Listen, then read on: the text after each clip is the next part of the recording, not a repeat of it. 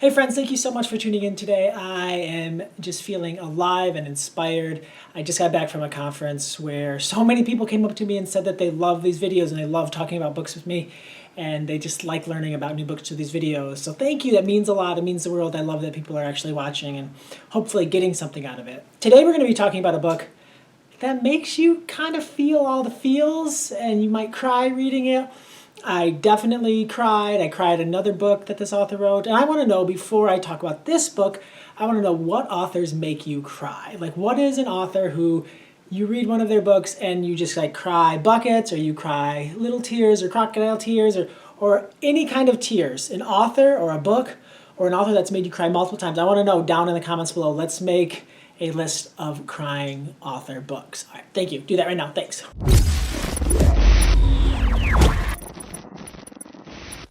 Today we're talking about Where the Heart Is by Jo Knowles. I love her book, See You at Harry's, and that book just like destroyed me.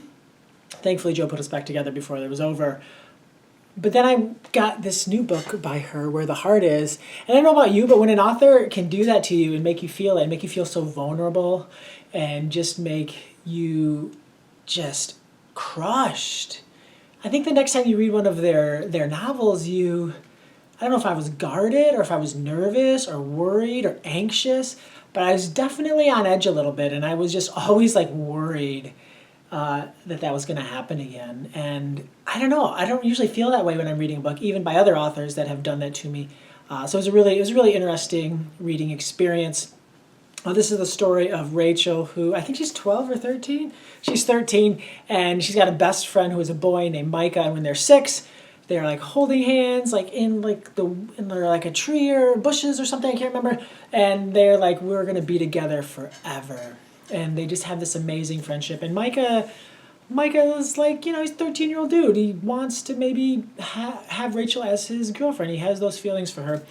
And she is not feeling it at all. And in no way does she feel that way towards Micah. She's not even sure that she feels that way towards boys at all. And that's a really interesting storyline that you follow throughout the story, is she is just kind of trying to figure out who she is and the type of person that she is attracted to. I thought that was fascinating to read, coming from a 13-year-old character, and knowing that that is probably how a lot of 13-year-olds in this world feel. And for them to be able to have that in a book, I think, is so important. Another storyline that's going on is Rachel's family is struggling tremendously financially. There's all of like these fights that her parents are having. There's like, they can hear her mother on the phone with the bank, and things aren't going well, and there's worry that they might lose their house, they might lose their home, this home that means everything to them and all of their memories are at.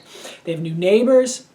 They have all these animals, and like Rachel is like taking care of these animals as her summer job and wanting to maybe give the money to her family to help with things. And you have this, they get invited, Micah and Rachel get invited to a party of this girl who's got all the money, all kinds of money in the pool and all this stuff. And Rachel's very self-conscious about like even like her bathing suit and how she looks, and just not feeling like she fits in this world. And then there's a kiss, and it causes a fight, and it's just really good. It's really great. I don't want to tell you anything else. I'd like for you to experience this amazing middle grade novel on your own. Where the Heart Is by Jo Knowles. You're not going to regret reading this. Like, if you have read a book that I have recommended and you liked it, and maybe we're developing some trust here, trust me. And if I've read a book and I said you like and you didn't like it, give me another chance. Just one. Give me another chance. Thank you so much for tuning in. I hope you are doing wonderful. Have an awesome-tastic day. Happy reading.